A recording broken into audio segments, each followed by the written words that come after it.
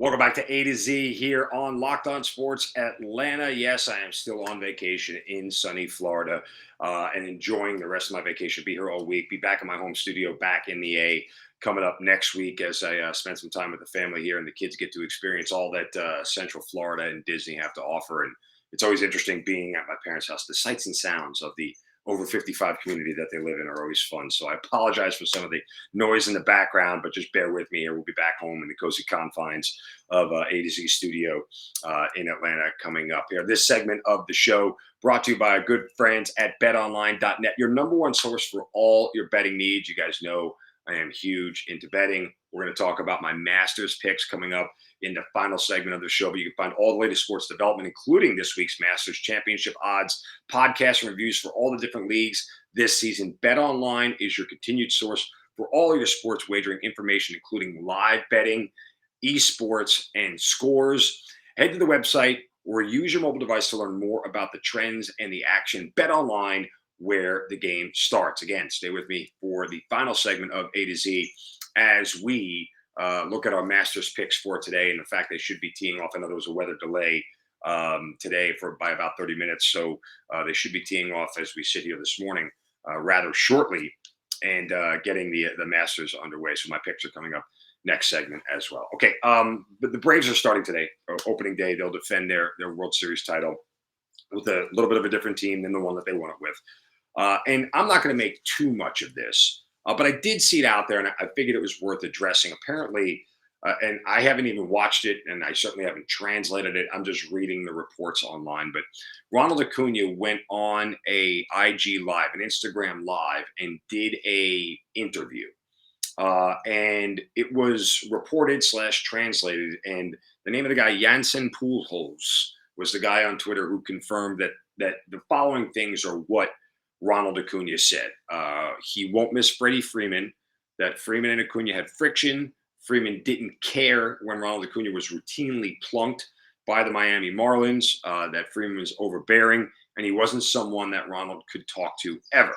Now, Acuna has said on multiple accounts that I never sat, and I'm not even here to bother to discuss whether he said it or not, and what his thoughts are. I mean, there's a school of thought that says it doesn't even matter right now at this point what anybody thinks of Freddie Freeman. He's a Dodger. He's gone. He's moved on.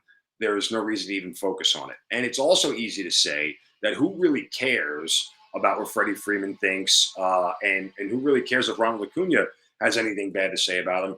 We've won a World Series already. None of this is our focus. Let's just move forward and be done with this whole thing and start defending our World Series crown. And I think all that's true. But I will ask this question because this is super important. And people who cover baseball, people who know baseball for a really long time, understand this dynamic and how pivotal it is. Who's the clubhouse leader of this team? And you have to ask the question. You have to ask the question, who is the guy who is the glue that keeps all this thing together? And typically it's not really, and this doesn't, across the board, this is very generalized. It's not typically a young guy who does it, right? Like Derek Jeter wasn't the clubhouse leader of the Yankees in his first 3 or 4 seasons. That wasn't the case, right? They had older guys who were there to make sure everything went to plan. So you have to kind of, earn the respect of everybody in the clubhouse. It's as good as Matt Olson is. It's not going to be Matt Olson, right? Because he just got here. Is it possibly Dansby? Maybe. Is Austin Riley too young? Probably. But you need that guy that can relate to everybody. And I say this because the clubhouse leader is important. When you do something 162 times over 180 days, and you are with the same people day in and day out, doing the same routine day in and day out, people start to grade on each other. They start to wear on each other. And whatever energy is in the room starts to get magnified and multiplied. And that's why losing streaks happen. That's why guys who can't get hot, or struggle to hitting, more guys struggle to hit, or the opposite is true. When guys are hitting the ball really well and runs are scoring, everybody starts to hit well. All that stuff is generated because a clubhouse and a team has to coalesce over 162 games. You're not going to win without it. And part of the reason why the Braves won last year is because they had this group of guys who all gelled really well together, and Anthopoulos infused them at the end of the year with Soler and Rosario and everybody else. And that's it. Maybe Rosario is the guy. But to sit there and ignore the idea that they don't need a clubhouse leader or they don't need somebody who did what Freddie did to keep things together, I think is silly because there's 100% I believe you do. And this isn't necessarily about Acuna or Albies or whoever it is not running out grounders to first base. And that was a big thing for Freddie. And, he had to sit down and have a talk with Acuna. That's going to happen again. It's going to be made a big deal. And on one hand, it is a big deal. On the other hand, it's not. The point is that somebody who is a player needs to regulate that stuff. It's not only on the manager. It's a big part on the manager because the manager runs the clubhouse, but it's not only on the manager. It's on the players to police themselves to a certain extent. And the question is, who in this Braves clubhouse is going to do the policing? Is it possible that Rosario picks up that mantle and runs it because he was a big playoff hero and a guy that was a huge part of why they won the World Series, and he is now in that clubhouse again and understands it and knows everybody and can be the guy? Sure, I think that's absolutely a possibility. Is it Dansby, who's been here for a long time? He's been here for the losing. He's been here for the winning. He's certainly a mature guy who can handle all the responsibility of being that clubhouse leader. I don't know. Some of this stuff will sort of work itself out over time. But I can tell you again, for the most part, when there is discord in a clubhouse, and there absolutely will be between players over the course of 162 games, over the course of 6 months, somebody's going to be upset about something. They're going to need a player to turn to discuss that with. And who that is in the Braves clubhouse, I don't know. I'm not close enough to it. Maybe, Dave O'Brien, the Athletic, or Justin Toscano, who we talked about yesterday, who covers the team on a routine basis. Maybe those guys have a better clue of who that may be, obviously, than I would. But I'm curious to see how that whole thing unfolds and who it's going to end up being. My money would probably be on Dansby.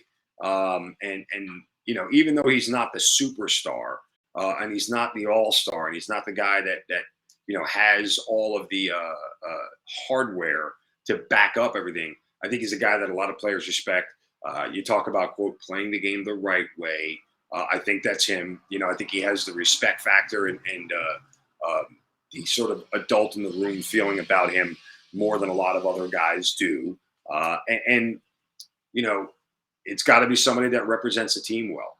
And I think he does that. I mean, every time you see Dansby in front of a microphone, he's saying the right thing and doing the right thing. And so all that stuff is important. Nonetheless, though, we get Braves baseball today as they start the defense of their World Series crown. Talked about them getting out early, getting hot. But again, they don't have to start out wire to wire. But what you don't want to do is end up, 3-10 after the first 13 games. No one's going to panic early. This team has too much veteran experience. There's too many, guys who have been through the ringer several times before that they're going to start to panic on this thing. But it's just so much easier when you are a team that sits at 500 or above 500 for the first month till you get your legs under you. And the first month's really going to be critical. Like, a lot of teams are going to try to struggle to figure out where they are in this preparation process due to the truncated spring training and guys not necessarily being 100% ready. So we'll wait and see how all of that shakes out as the season gets underway. But very excited that baseball is back. Very, very happy to sit back, kick back, and watch MLB as the Braves start their title defense today. All right, coming up next, we'll look at the Masters and where that could go, and some final thoughts here on this Thursday. Make sure that you are getting Locked On Sports Atlanta free on YouTube, wherever you get your podcast. Search for Locked On Sports Atlanta. It's A to Z with Mark Zeno. We'll be right back.